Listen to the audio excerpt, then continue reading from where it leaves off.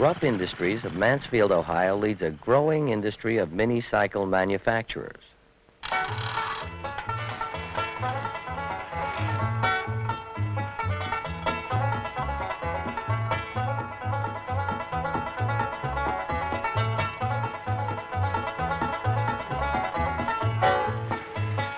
Here, skilled craftsmen take extraordinary care and pride in the units produced. After numerous line checks of individual and assembled parts, the plant foreman makes an inch-by-inch inspection of each and every unit. And beyond that, before units are crated, Mickey Rupp himself is on the line to make final, critical examinations.